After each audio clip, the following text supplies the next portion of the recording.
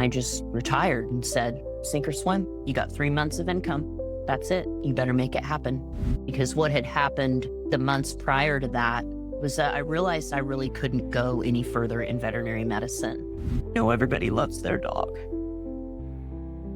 And I know everybody thinks their dog's the best dog. And I love that for them. But my dog was the best dog. He was one of the greatest dogs that will ever live. And I got to share him with the world.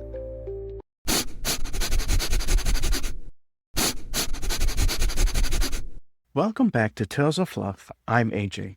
And I'm Emily. We hope you are all doing well and enjoying summer.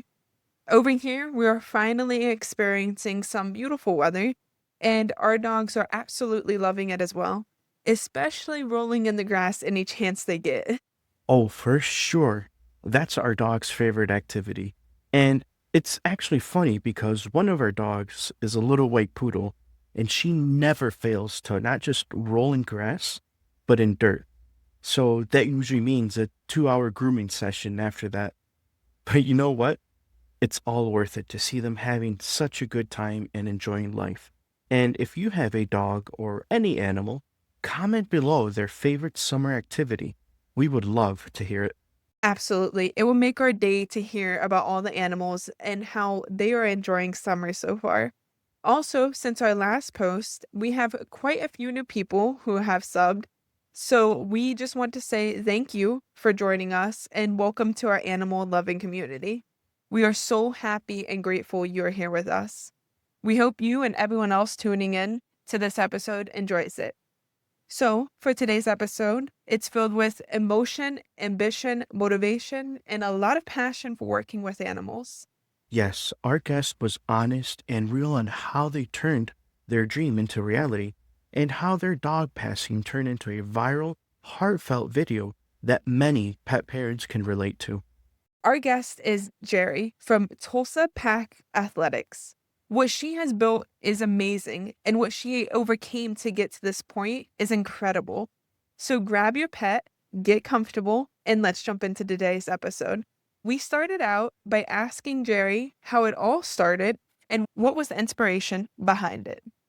Well, in 2019, I was living in Tulsa, Oklahoma, and as a veterinary technician and practice manager for a small and exotic animal hospital. So my background is in veterinary medicine. I just have always trained dogs, and I've always had really big pit bulls or mixes thereof of some sort. And so I just always had kind of a special interest in it. And then I come from the country. So I think that had a heavy influence on the way that I lived my life with dogs and why I had such a special interest in dog training. So that was kind of always something on the side. And as 2020 started to kind of come upon us and COVID began to happen, I lived in the most unrestricted place probably in the world at that time, which was Oklahoma. And I was traveling back and forth to another place that I was pseudo living at the time, which was the most heavily restricted place in the world, which was Italy. And I would stay for, long periods of time to me. I would stay for weeks at a time and then come back. And I was going back and forth like that. And what was happening as I was doing that was I was kind of starting to build Tulsa Pack, because what had happened the months prior to that was that I realized I really couldn't go any further in veterinary medicine. What a journey going back and forth from Oklahoma to Italy, especially during the lockdown. I mean, most of us didn't even want to leave our houses back then, let alone travel between countries. Seriously, that was such a crazy time. Just hearing her talk about it brought all those memories back. It's even more interesting that she had already come to a major turning point in her veterinary career months before all that traveling even started. She realized she'd finally hit a ceiling and just couldn't go any further in that field. It wasn't that I didn't want to work with, and by the way, I have decades of experience with multiple species of animals. Dogs just happen to be the ones that are most relatable to people, and they're the ones that I have the most experience with because we live with dogs. So, animals, it's not just dogs with me, it's animals. I started to realize I could not go the places that I wanted to go because of the cap that is put on you financially as a veterinary technician and a practice manager. And if you're not married to somebody who's footing the bill in life and you are just supplementing to that, you cannot really make it out of, technically is poverty. And I was sick of living like that. I was sick and tired of every single time there was a problem at the vet clinic. Vet didn't deal with it. The practice manager did. There's one place I worked at that I really loved. It was actually where I met my assistant that I was telling you about. And every time there was a problem with a client, I had to go in there and deal with it. I was just a veterinary technician there, but my communication skills and my ability to talk to people about difficult things is something that I've refined and worked on for many, many years. And I'm also a recovered alcoholic. So you're not getting any past me. And I will also be fair and kind to you, and I will not lie. And so I got tired of using that skill so that other people could be wealthy while I suffered in poverty. It became almost disgusting to me. And so I decided that I was going to do something about it. And I paid off my car. I had a little Camry at the time, rest in peace. Little car was good to me. I paid off my credit card. It took me a lot of time. And once that was done, got my tax return, and I just retired and said, sink or swim. You got 3 months of income. That's it. You better make it happen. And that was basically how it started. Man, there is just so much raw honesty in that. She mentioned how she got tired of using her skills so that other people could be wealthy while she suffered. That is such a powerful realization to come to when you're pouring everything into a job. Yeah, it is. And I don't think most come to that realization. So that is impressive. And I like that she didn't just sit in that frustration, but rather she saw her worth and started building her own thing with those skills. And look where it took her. She paid off not only her car, but her credit card. That is amazing. And the confidence it took to take a tax return and say, all right, you've got 3 months, sink or swim. That is some serious motivation. Definitely. And I get it. When failure isn't an option, you find a way. And her journey didn't stop there. And it started because I had a vision from God in my heart that I was supposed to help women find healing through their dogs. And you can imagine, and I got that vision in a grocery store parking lot, a Reese's grocery store, Tulsa, Oklahoma. It's real humble. And I thought, well, that sounds kind of nuts. That's a little bit off. Those two things don't even really, how does that go? But I just kept heading towards that, pushing towards that. And, I'm a single mother of, at the time was 3. Now one of my sons is an adult. There was no safety net. There was no not making it work. There was none of that. I just stepped out in faith with a little bit of preparation and tried to just be obedient to what I had heard. So that's basically it. I just wanted to use what I had and what I built all those years finally for my family and for my life instead of lining a veterinarian's pocket, which I worked for some fantastic, beautiful, wonderful veterinarians along the way that I am so glad they're in that field. And I'm so proud of them. And they exemplify what veterinarians should be. So that's not a knock to the occupation as a whole or the profession as a whole. It's wild to think how that realization just hit at the most random time. And I think we have all probably been there at one time or another, even if it was for something small. But props to her. She took all that hard earned vet expertise, closed that chapter, and finally bet on herself. It's an incredible journey she had to get to where she is now. Now, it's tempting to want a quick fix when it comes to training your dog, but Jerri explains how this might not be the best solution if you want to see real results. I would say if that's all you have, that's okay. However, I think if you do not have a dog and that's all you have, don't get one. If that's all you have, that's great.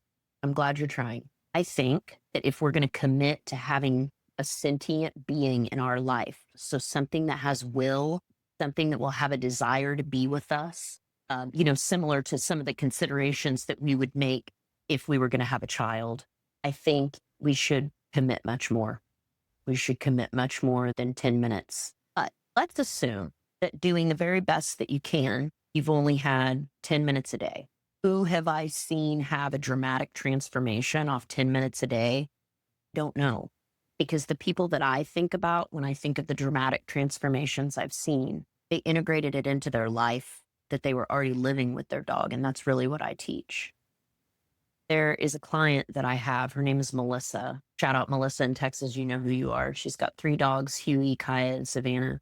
And she came to me and really, and this woman is an intelligent, beautiful, compassionate, really very intelligent human being. And I think she was a little bit frustrated that she could not figure out what was going on with her dogs because she is so smart.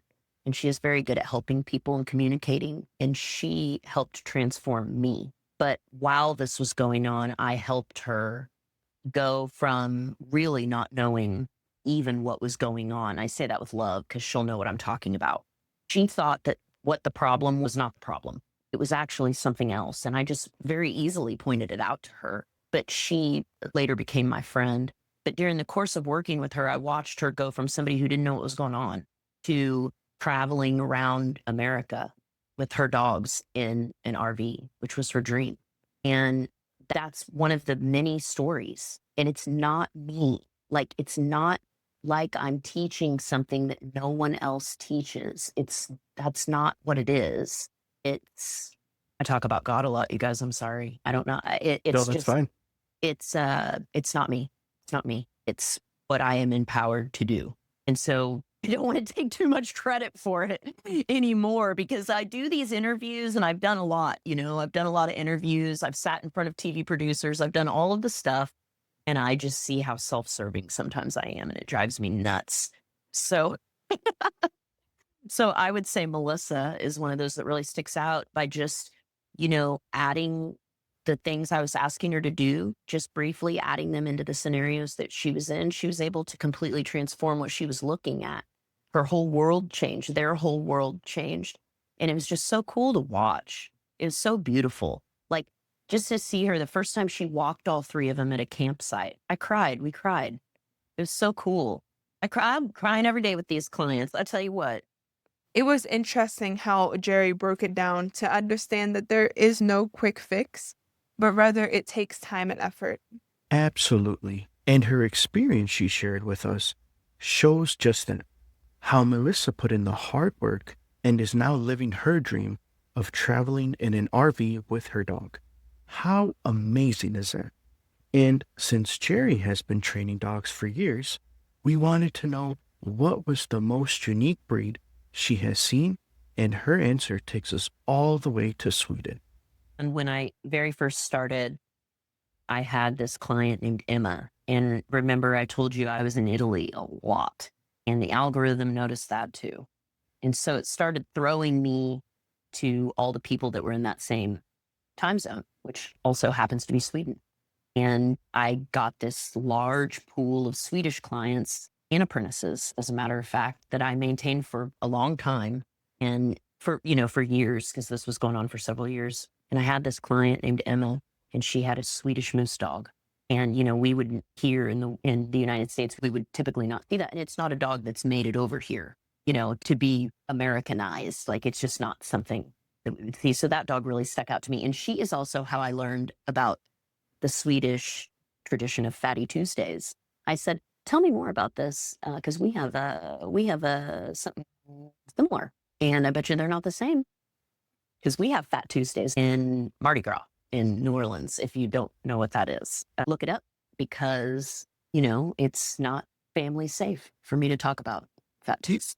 It's family friendly. But they have this day of the month on Tuesdays where they go to the bakery. It's just this one day, and they get these little tarts on Fatty Tuesdays, and they can eat their little tart. And I thought that was the sweetest, most Swedish thing. It's just precious. They're such a modest group of people. It's a cool place. They have completely different laws there, completely different things that they think and believe about dogs. Crates aren't allowed. tools designed to be aversive aren't allowed. And they also have a tradition. It's really a cultural ideology that is in all of the Scandinavian countries. In Sweden, it's called allemansratten, and it translates to every man's right. And they believe that every man has a right to be in nature. So outside of the breeding months of animals, so really about March through August, you can go anywhere you want. You can walk anywhere you want as long as you don't disturb or destroy or, leave no trace kind of thing. And that's really beautiful because that applies to people that have dogs. And so they're just kind of out there going around. But, different strokes for different folks. It's a homogenous society where everyone looks the same and thinks the same. And there are cons of living there, just like there are cons of living everywhere. But I learned a lot about that place. And I never met a Swedish person I did not like. What a unique dog breed. And I actually looked up this breed and it is beautiful. And it's so cool how Jerry was able to reach all the way to Sweden to help a client. For sure. And with Jerry's next experience she shared with us, you really get a sense of how isolating it can be when your dog's behavior makes you feel like a prisoner in your own life. It takes a massive emotional toll. Let's listen to how she helped Brady and Ariel navigate that. I have a client named Brady, and they have a dog named Ariel. And Brady is, I would say, has a particular interest in dogs in general. And so they felt like they had studied a lot, learned a lot, had a good history with other dogs, but just something was not clicking. And Ariel was really, really struggling with dog reactivity. She had explosive reactivity around seeing other dogs and knowing other dogs were present. And I cannot, for some reason right now, off the top of my head, remember where Brady lived, but I want to say I definitely know it's in New England. And they lived in like the city proper. So this was a city you can imagine, now you've got less space between you and the other dogs. And so for whatever reason, they found me, and which is how I want all my clients to find me, is attraction. I want them to be attracted to what I did with my own dog before he passed, and my clients and what they're doing, and, to be drawn in and not to like sell and promote to people to get them to come to me. I want the right people. I want people that feel called to listen to what I have to say. I'm not going to go out and throw my information in front of a bunch of vagrants that are not there to hear what I'm trying to say. Like, go over there then, So Brady was one of those people that just felt really pulled in. And what I did not know until later was that they were really, really struggling mentally, internally, and felt very hopeless and very lost. And, sometimes we just don't realize how much having a dog that is difficult for whatever reason. Now, I'm not blaming the dog. I'm just saying that the situation, if the situation's really difficult and you can't live and function as you thought that you would, and then it goes even lower than, okay, well, it's not what I thought it was, to now it's, I feel a prisoner. I feel in prison, they feel in prison. And I think that's just where Brady was. And I didn't know the full extent of it until after, when we were, kind of closing out this process. But along the way, I saw Ariel really picking it up very easily.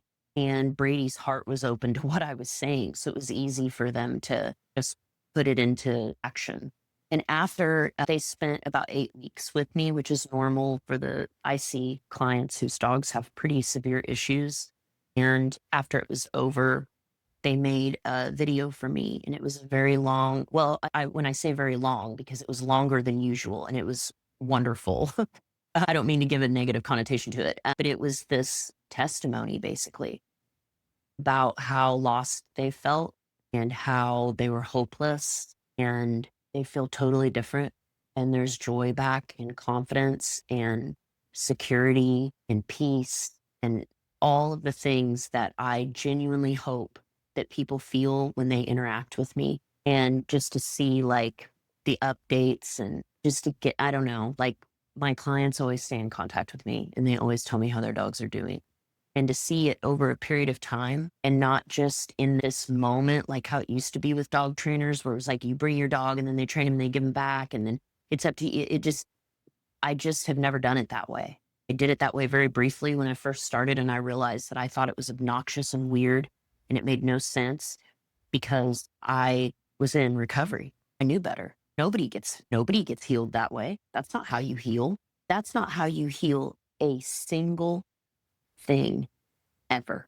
Not one thing has ever in this life that we are in been healed because somebody walked up, unless you're Jesus, and I'm not Jesus, right? So that I don't understand that. I'm not going to participate in a method that I know in this day and age, it may have worked before, but this day and age will not work. And I put everything I had into that 6 years ago before anyone was doing it. And everybody said I was unethical for training dogs in virtually. People said I was unethical, openly, publicly, slandered me, talked bad about me, said some of it was warranted, said all manner of things about me. And I stuck with it. And I quit training dogs in 2020 in person, and I never trained another dog in person, and I never will again, unless it's like a specialized thing, like a hunting thing or something like that, where you have to. But I won't do it. Won't do it because pet dog behavior solely relies on the person that dog is with, solely relies on their steward. There is I mean, that is a very, very, very, very serious responsibility. People think it's their dog, and it's not. Like, what are dogs doing? This is a side tangent, but this isn't for the listener. Dogs can run, bark, dig, jump, eat, sleep, bite, scratch, climb. That's it. So, unless a dog is building a complex rocket system in the front yard, I highly doubt that this is the dog's issue. It's likely that you don't know what you're doing and that you need some help and information, and also that your dog is an individual, and also that the environment that you're living in may not match your dog. It boils down to that every single time. Genetics, environment, steward, every single time. There is no other thing that it comes down to. It's the hill I'll die on. Okay, tangent over. Thank you for listening. Hearing that transformation, going from feeling totally hopeless and trapped to finding that joy and peace again, what a privilege to be able to give someone that. So true. And the video they sent her later shows how amazing it must be to know you are helping someone have an overall better life with their dog. And I also think it's special she uses her own experiences in life to help her build the best way to train dogs. Yeah, she's not just guessing or hoping for the best. She has tried other ways as well and found the way she trains now is what gets lasting results. Now, Jerry went viral not that long ago on TikTok for an experience that came when it was needed the most. That video will stand out as one of the most profound things that I have ever seen God do. And then the video that followed that, and the video that followed that is in a string of miraculous, unexplainable, supernatural events. So that guy, I've seen him. I mean, that's been going on. My dog hadn't died. So it didn't mean the same thing to me. And I would look at him and have compassion for him and think, man, there's that guy again with his leash, assuming. I mean, as a veterinary technician, you assist in thousands of euthanasias over your career. That's just the way that it is. The same as nurses and doctors see people die. That's what it is. That's life. And so you have a unique perspective about the sanctity of relationship between a dog and a person. And so I would notice him because it touched my heart, but my dog had not died. So now my dog died. My best friend that I ever had, best dog I ever had out of all these years, out of all this life with dogs, best dog I ever had. And so there that man was, and I hadn't seen him for a long time, but there he was on that day. And so I asked him, and you know what happened after that. That video got 20 million views just on Instagram. That moment of me thinking about my dog, who was a precious gift to this world, not just me, to millions of people across the world for that moment, for him to be able to shine in that moment, had nothing to do with me. It had to do with me having a heart for God. And in that moment, realizing I could connect with that man in grief, which is what we're supposed to be doing.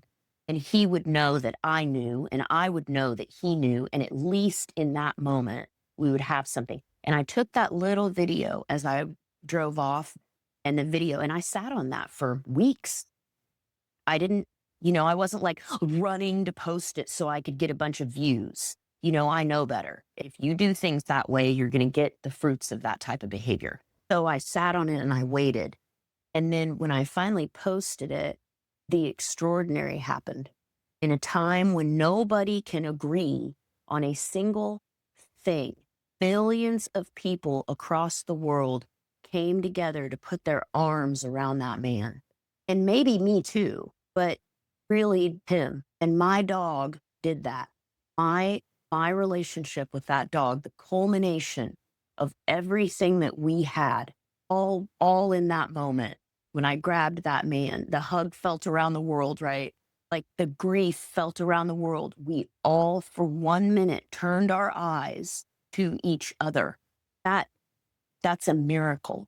That's a miracle from God. And I will not have anyone else tell me any different. And then a, a woman saw that video like you did and said, "Can I draw your dog for you? I draw animal portraits." Oh my gosh, yes. Thank you. And then I didn't think of it again. I gave her my address and was like grateful for the sentiment and vowed to put it on my wall when I got it. And that was it. I went to go film for a brand that I work with. And I went to a place, Kansas is really windy. And I had to have tree coverage because it was so windy that day. I couldn't, it was just too windy to film. So I had to have tree coverage. So I went to a place that was Enzo and I's, one of our, little spots that we went. And way back in it, there's a creek. And so I was back in there after I was done filming. I wanted to go and look at the water because that's where my dog always wanted to go. And I was standing there and I was praying and I was crying. And I had asked God the night before to send me a sign, to send me something that that could not be explained any other way than that he heard me. And I look up, and this was the night before I made that prayer. And so I'm standing there and I'm crying and I'm thinking about Enzo and I'm thinking how grateful I am to have had him. And I look up, and on the tree, I don't know, 20 feet away from me, just above me, right above the spot where he would have been standing in the water, was a night heron. And I don't know how much you know about wading birds, but it happens to be one of my special interests, birds. And night herons are outrageously elusive. All wading birds are. But they do not sit in trees above you and look at you. They don't. And this night heron is just staring at me. And I'm staring at it. This goes on for minutes and minutes and minutes. And then I look down in the water. And so I filmed it and, then turned it off. And then after I looked down in the water, right where my dog would have been, there's another night heron waiting. And they see me. I'm 20 feet away from them. I've never been that close to a wading bird in my life. And there they are. And so I filmed it and I put it on Instagram and I thought, wow, I hope everybody's, touched by this. And the next morning, opened up my messages on Instagram, which I do, maybe every other day. And I answer just random messages. I don't really, if it's something super important, I'll flag it or I'll ask somebody to email me. There's just too many messages. I can't keep up. And I opened this message and it happened to be from that person that asked if they could draw Enzo a picture of Enzo. And I was like, I don't think that I realized it when I opened it. I think I just opened it thinking it was just, whatever. Like, I don't remember that person's profile picture. I couldn't tell you what. So I open it up and this woman says, "I just saw your video about the night heron and I finished Enzo's drawing and it's sitting under my painting of a night heron, and she took a picture of it. And there was my dog drawn in pencil right underneath her portrait of this night heron. You know the statistical probability of that happening? Out of all the birds that she could have painted and put on her wall years ago, out of all the places in her home she could have put that picture, even if there was only one place for her to put those, the statistical probability of that happening on that day, in that moment, in that way is zero. Like, I know everybody loves their dog. And I know everybody thinks their dog is the best dog. And I love that for them. But my dog was the best dog. He was one of the greatest dogs that will ever live. And I got to share him with the world. And it was just a sign to me that some things even death cannot take from you. And some things go on, even after death. And I hope that every person that saw that video that has loved a dog knows and understands that. Oh, I gotta stop, guys. I can't talk about it anymore. No, thanks, Jerry. Thanks for sharing that. Yeah, so a while back ago, we interviewed a funeral director, but he specializes in dogs. And our one video that has gotten the most views, the most interactions was his video. And he was saying that he's seen people lose family members, human family members. But when they lose a dog, like that is beyond more painful. Yeah. And we, so Emily and I, we've been married for 8 years. We're about to celebrate our 8-year anniversary. Oh, congratulations. Thank you. And we don't have any kids. We can't have kids. So we surround ourselves with our dogs. And I get a pit in my stomach every time I think about, I'm like, oh man, there's a little more white on their face. They're moving a little slower. Mhm. And then when I saw your video, I'm like, ugh, that would be me. I'm like, I take Milo out. I can have the worst day at work, the worst day, period. When I come home and my Milo's there hopping up and down, ready to go on his walk. And then when I saw your video, I'm like, yep, that would be me. I would take his little collar Mhm. on my walk. So Jerry, again, thank you so much for sharing that moment and that memory. We can't imagine how hard it is to lose your dog, who you clearly loved so much. So we want to thank Jerry again for sharing that with us. And that video, if you have not seen it, we highly encourage you to go watch it and leave a positive comment for Jerry. Absolutely. The first time I saw that video, I nearly started crying myself. I mean, the love we have for our pets is beautiful, and it stays with us forever. So as AJ said, if you haven't watched that video, head over to Jerry's social media. Link will be in the description. Next, we talked about what if an owner feels they need to surrender their pet due to their pet's actions. Jerry's answer, that isn't an option when working with her. Let's listen to why. I don't know that I can tell you a story of somebody that was getting ready to surrender their dog because that's a qualifier to work with me. We burn the boats.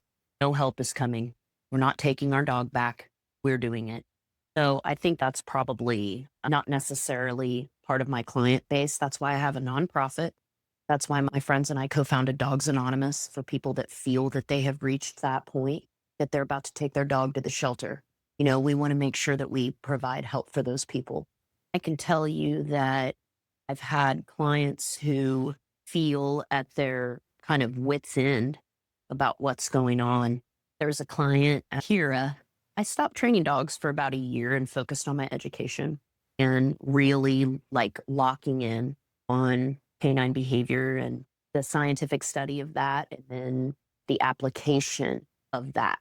So I think sometimes we get stuck at the study of that. And the first client that I had back was Kira, and she had 2 dogs, Daisy and Maggard. And Maggard was not really the subject of our discussions. He seemed to be pretty well behaved, but she had this dog, Daisy, and she lived in an apartment, and she was just really reactive, and everything was just really difficult. And I think she was overwhelmed and confused, and generally outside of that seemed to be a very happy person. But she really sticks out to me because It was like a light switch just came on, and it was so wonderful because it was the first client I had back after I took that time off, and I was applying all these things that I had learned, and I was so excited and passionate about it. At that I mean, I always am, but at that time, I had even extra. And she just did so great, and we kept in touch, and she shared with me that she got out of the relationship that she was in when we were working together, which was one of the goals, was, like, integration. She wanted to be able to kind of move in with her boyfriend, and then they integrate their life together, and, she decided she didn't even need that man, So she was moving on, and she felt confident and capable of doing that, and she was excited about her life, and the dogs were doing so great, and it just sticks out to me. I love when she sends me updates.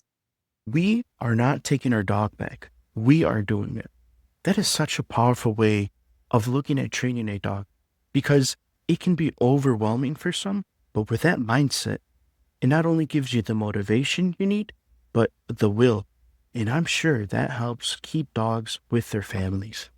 Exactly, because you start realizing it isn't impossible, and with time and effort, you can successfully train your dog.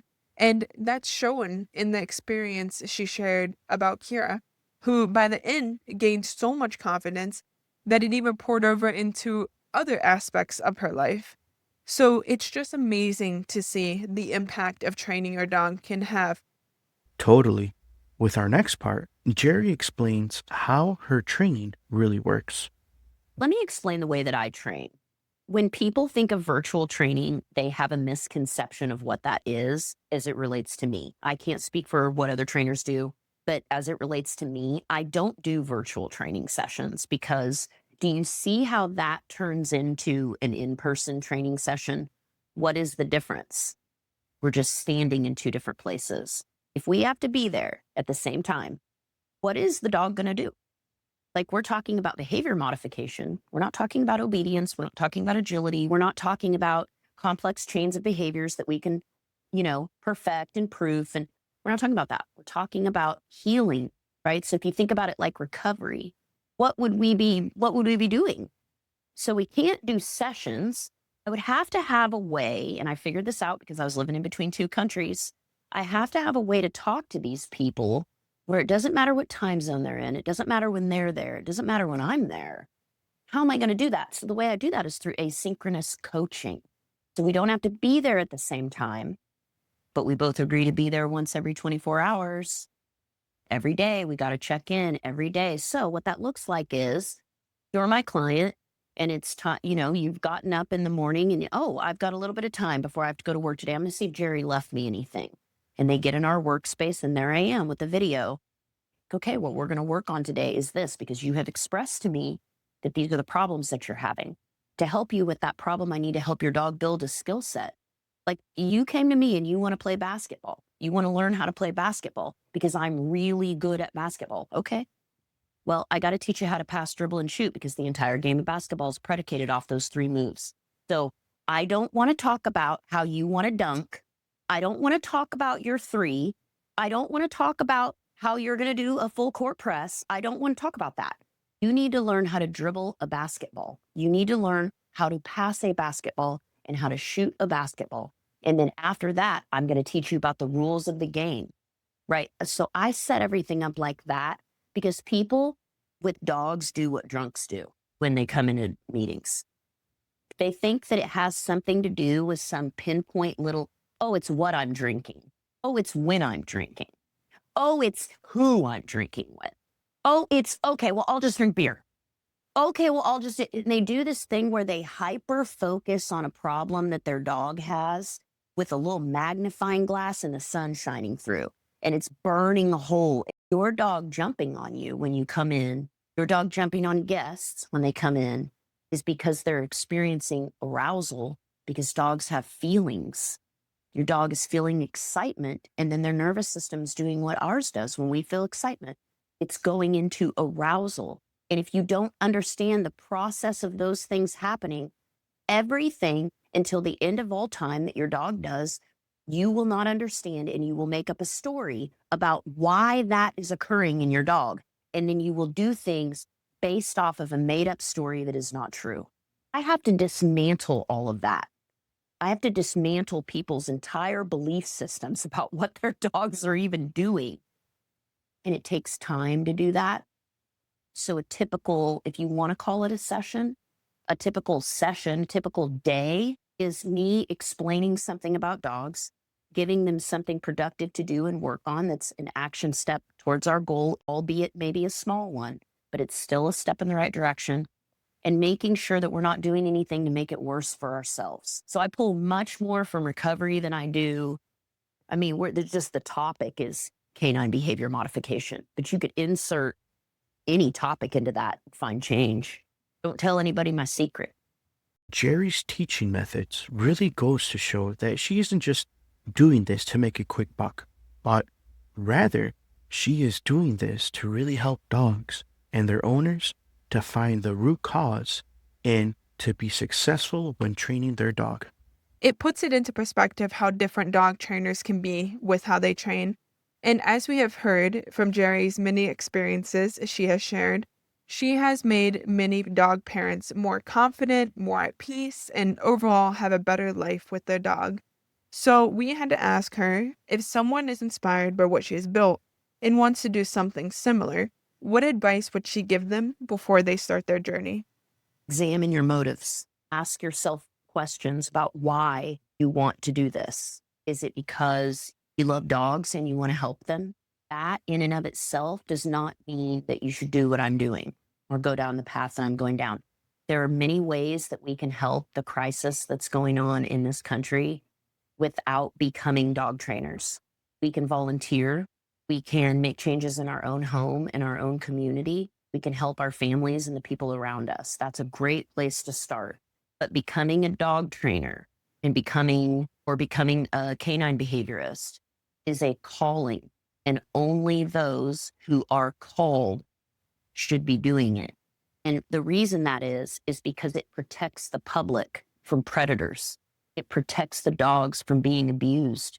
It protects forward progression of the way that we treat dogs by not letting the zealots have control, right? The people that have a bleeding heart for dogs, and then they let that cloud any judgment that they have in regards to common sense.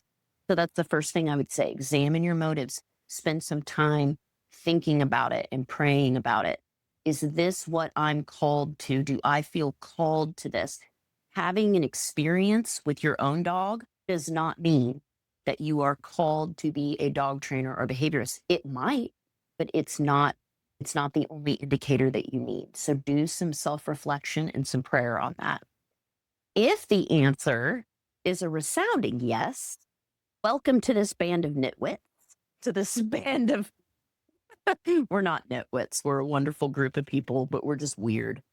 We're weird. We're obsessed with dogs. We're, ragtag is probably the word I should have used. But welcome to the profession. I would encourage you to go be certified and show the community and wherever that may be that you are an actual professional and you have not stepped over the low bar to entry that this occupation has and sauntered your way in with the rest of us, because that's not appropriate. I would encourage you to become a certified professional. I'll stop there. And then the next thing I would say is make sure that what you're looking for in life lines up with what you're trying to do. So for me, virtual training and helping people online lines up because my life is very rich and full outside of dogs and away from dogs. Horses are a huge part of my life, and expanding that is a huge part of my life. And I want to be able to do those things. I don't want to be a slave to my profession more than anybody else does. I don't want to be a workaholic. That's not healthy. So it allows for me to maintain a clientele, which is coming to a close. So this is a good timely interview, which is coming to a close because I have put everything I have into an app that will allow anybody to type in any problem that they're having with their dog, and I, Jerri, will guide them through it using my methods so they can be sure that they're getting something that's coming from a certified professional. So that's going to be coming out closer to the end of June. and I will not be seeing clients anymore so that I can work on and expand my life on the farm. And then I can use everything that I've been doing over these years to continue to help people with their dogs. I'm very, very excited about that. Key points. Make sure it's something you truly want to do, and you can do this by working with dogs firsthand before jumping into training, and also make sure to get certified. What great advice. Right. And toward the end, Jerry mentioned she is coming out with an app, which sounded pretty cool to us. So we want to know more about this app. It'll be affordable. I just want every single person that has a dog to be able to afford it. And what I have seen happen with the profession of dog training is very unfortunate. The market is saturated with people who claim to be dog trainers, and it's very hard for the general public to decipher the difference between a snake oil salesman and a professional dog trainer that is qualified. And so what has happened is it's crashed the prices, and you either have really super expensive trainers, and that doesn't guarantee that they're going to be qualified. They could even hurt or kill your dog. In many cases, we've seen that. And then on the other end of that, what I was once told was unethical, the entire industry picked up, and now everybody does it. And being a dog trainer now means that you have to function as so much more than just a dog trainer. You have to be good at marketing. You have to be good at networking in many cases. Certainly need to be knowledgeable about content creation. There's a lot of stuff that you have to have that even get you close to success. So this is my answer to that for people out in the community and for myself is I'll just put myself in an app and I'll spend months personally myself making sure that it's saying what it's supposed to be saying to people over a myriad of different test cases. So yeah, it's different. It's interesting, but sometimes you just have to take, like I did before, you just have to take the leap of faith and go for it and be confident about it. So I hope that it's well received and people find value out of it. What a cool concept. And I liked how she said, you just have to take a leap of faith and go for it. I think that is an amazing way to end this episode. Again, a massive thank you to Jerri for sharing her heart, her expertise, and her incredible journey with us today. And to all of you listening, thank you for tuning in. We appreciate every listen, subscribe, and share more than we can put into words. But today, we want to leave you with this one simple task. If you come across a dog trainer working to change lives, offer them some encouragement, even if it's just a kind comment on social media. Until next time, remember, a bond built on understanding is stronger than any command you'll ever teach.